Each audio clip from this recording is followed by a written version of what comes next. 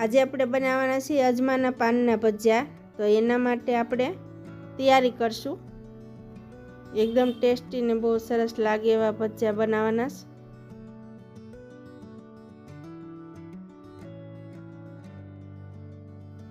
તમે જોઈ શકો છો જાળીદાર ને બહુ સરસ ટેસ્ટી બને છે।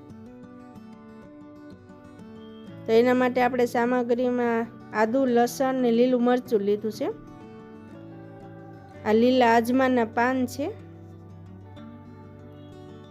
ડુંગળી છે, લાંબી ચીર કાપી નાખીશ, અને ચણાનો લોટ છે।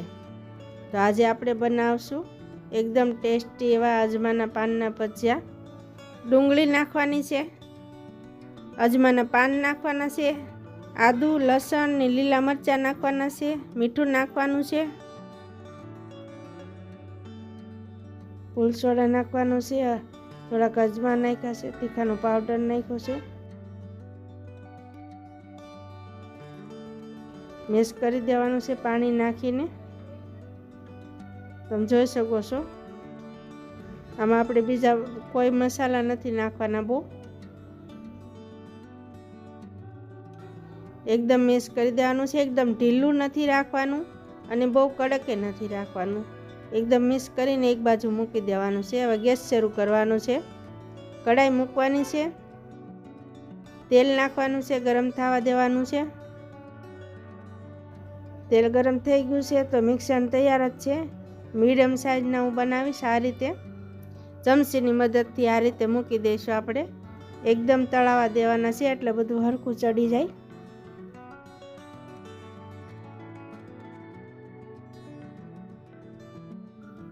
જેટલા કઢાઈમાં સમય એટલા નાખવાના છે આપણે। આ રીતે હરખા તળાવા દેવાના છે। તો તમે એક ડીશમાં નાખવાના છે, તમે જોઈ શકો છો। તો આ રીતે બધાય તળી લેવાના છે ને હરખા ચેડવવાના છે। આદુ, લસણ, લીલા મરચાં અને પાનનો સ્વાદ બેસી જાય અજમાનો એકદમ। ગેસ બંધ કરવાનો છે।